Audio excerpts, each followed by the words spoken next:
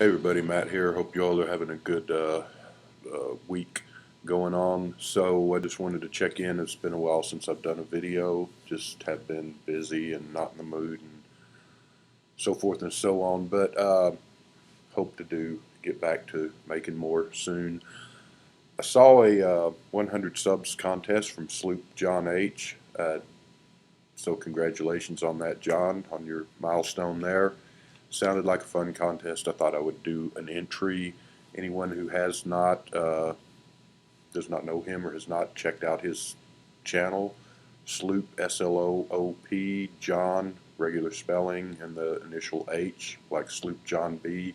He's a big Beach Boys fan. Shows a lot of his collection there and other music that he likes and talks about. Good channel, and check it out. So his contest had 5 questions. Just get started with that. The first question was, what what kind of music did your parents listen to, or what albums do you remember your parents having in their collection? So my parents, they were both born in 1925. They weren't big rock and roll fans. My mom liked a few songs, Bridge Over Troubled Water, Let It Be, a few things like that.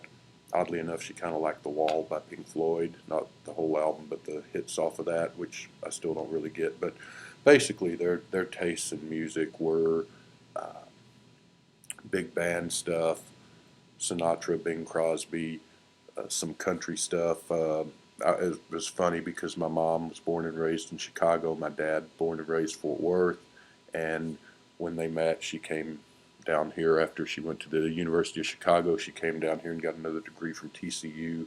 My dad had gone there too. He thought it was funny that he grew up in Fort Worth or grew up in Texas, and he didn't really like country music that much. I think later in life he liked a little bit of it, but didn't really like it growing up. And my mom from Chicago liked it. This would have been, stuff from the 40s and 50s, Hank Williams and that sort of stuff, I guess. But so he always thought that was kind of funny. I remember my dad listening to radio station in the car, that kind of stations that don't really exist anymore, that played, I guess, dad music from that older Ward Cleaver type generation. The Lennon Sisters, Sinatra, uh, King of the Road, stuff like that. Uh, I thought that stuff was really corny back when I was a kid, kind of like some of it now. But so, yeah, I do remember them having records. We had one of those stereo systems that was the big cabinet, where you lifted the top and there was the record player and all that, up in the front in the living room. They had, I remember looking through their records when I was a kid. Don't have them anymore. Wish I would have kept them. But I was trying to remember what was in there. There was some Sinatra, there was some Bing Crosby, there were some of those box sets that your parents had that were sort of the Reader's Digest songs of Christmas or pop hits of the century, that sort of thing. I want to say, I don't know, a lot of soundtracks. I remember, seems like South Pacific, West Side Story, that sort of music. And I remember thinking it was funny when I was a kid that I ran across a Desi Arnaz album, or Ricky Ricardo, that had him on the cover with a big conga drum. So I played a little bit of that. Thought it was pretty corny, kind of funny. This was when I was really little, and of course I knew from I Love Lucy reruns. And then they had another record that I guess they'd bought a sewing machine somewhere, my mom or whatever, and there was an album that was from Singer Sewing Machines, where how to use your new sewing machine. And I remember it was a one-sided album, and then if you flipped it over, it had grooves, sort of, but some of it was blank. It was kind of like a checkerboard of grooves. Actually tried to play that. Not very good for the record player, but nothing on there. But on the other side, it was just sort of this, congratulations on the purchase of your new Singer sewing machine. No doubt you'll get many hours of entertainment and pleasure, blah, blah, blah, and just, So I thought that was kind of fun. But yeah, they just sort of the stuff that people that grew up in the 30s and 40s would have liked was their music choice, and they didn't like a whole lot much past that. So there's that. Second question is, what album are you looking forward to a reissue of? I don't. My answer to that would be just I'm thinking the McCartney albums with his archive series where he's putting out reissuing an album every year or so. I'm hoping that at some point he gets to some of the albums from the 90s and late 90s and early 2000s that were released on vinyl in very limited edition, because that was the time when vinyl wasn't really being pushed by the record companies or selling that well.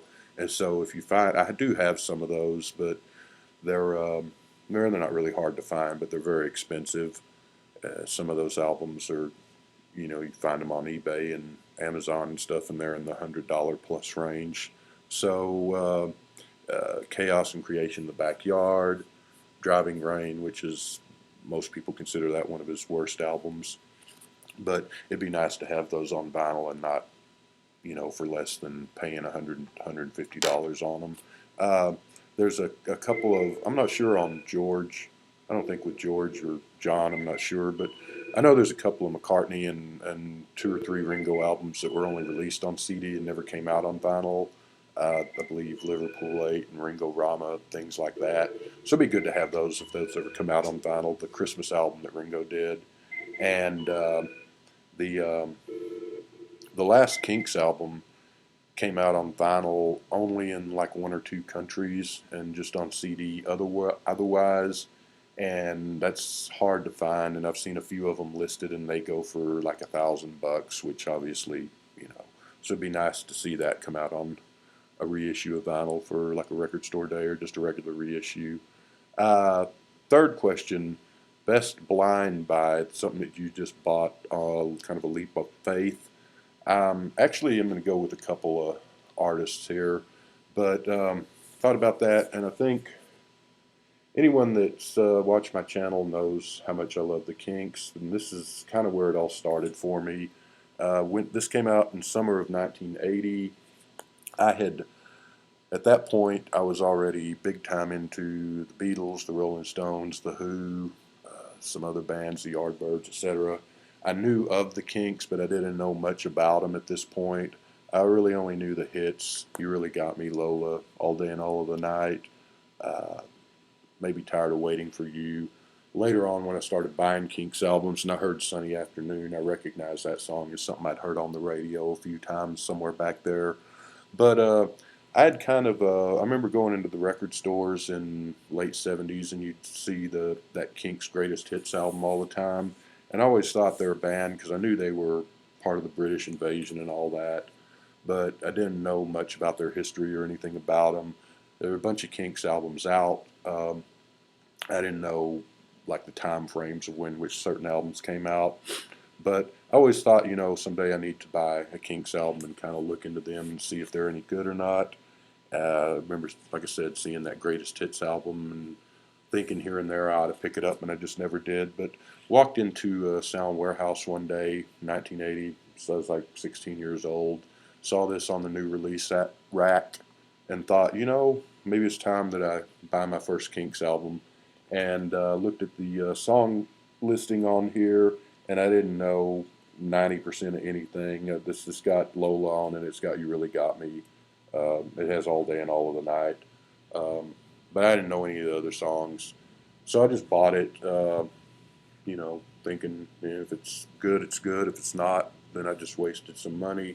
Took it home, fell in love with it, and that's where it all started. And I quickly became, they quickly became my second favorite band, and I started in on buying all their albums, which were, some of them were hard to find back in 1980 because the 60s ones had been cut out, and so it took a little bit of looking around to get them. But this is a fun album. This is the Kinks Arena Rock period. I like it. It's good. It's far from their best album, but it has a special place in my heart just because 1980 was a great year, and this is what got me into the Kinks. So that one, when I bought that, I really didn't know that much about them. Fell in love with them and learned a lot about them shortly after. The next album, it was two albums, but it's the same artist, and this is another one that I probably bored everyone to death with. Just I'm not big on new music, much past 1985, with very, very few exceptions. And this girl, she's got a new album coming out here in a month or so. Lydia Lovelace is her and any sorry. Anyway, she's one of the exception proofs the rule of all new music is pretty much crap. This is she's really good, and I get emails from record labels and stuff. Usually delete them. For some reason, back in 2013, 2014, I looked clicked on it and looked through their new releases. Most of them people I never heard of. I just thought that was kind of a funny name, so I clicked on her stuff and kind of had write-ups from uh, magazines and newspapers praising her album. Listened to a couple of the tracks, thought, hey, that actually sounds good. So I took a chance and I bought this album. Great album. And then right about that time, or a month or so later, this is her 2014 album came out, which is even better. One of the best albums of the last 30 years, really, in my opinion. Maybe the best album of the last 30 years. So Lydia Lovelace, if I had deleted that email or had looked past it, I never would have heard of her. She's great, worth checking out if you haven't. And so there. Fourth question: favorite place to buy your records? I prefer as much as I can to go to the local record shops, which is Doc's Records and Record Town in Fort Worth. Like to support local record shops so they don't go away. There's another one called Forever Young Records in Grand Prairie that I go to every once in a while, not as often because Grand Prairie is about 25 miles away from Fort Worth, and it's an armpit on top of it, not the store, the city. So yeah, but I also buy off of Amazon and eBay. So, if it's something that I want, and whatever's the quickest way to find it, or easiest way to find it. But I do like to go to my record stores as much as possible. A few times, with the garage sales and stuff, I've never had any luck with that. It always amazes me that looking on the YouTube Facebook page that you'll see people. This is went to yard sales today, and they've got, I don't know, mint Japanese beetle pressings on red wax that someone was selling for 25 cents a piece or something. And I go to those, and my experience has always been, Helen Reddy's greatest hits and songs of praise or stuff like that. And even if the records were any good, which I find, which they're not, they look like they've been thrown in a washing machine, run through a washing machine, and then tossed in the street and run over by a parade of dump trucks. So never had much luck there. Maybe someday. So favorite place to buy records. The last question was what show one of your import records or one of your favorite import records. Name one of them. I used to have a lot of those in my old collection that I sold a big part off. Basically Beatle albums, Japanese pressings, but also had some stuff from the Doors and the Rolling Stones from France, Germany, places like that. I don't have those really anymore. So, and usually when I bought imports, I like to get the ones that had the different covers from the American pressings because most of them have same music. And of course, sometimes the Japanese pressings and the German pressings and British are better quality. But anyway, so I thought about that, and here's what I came up with.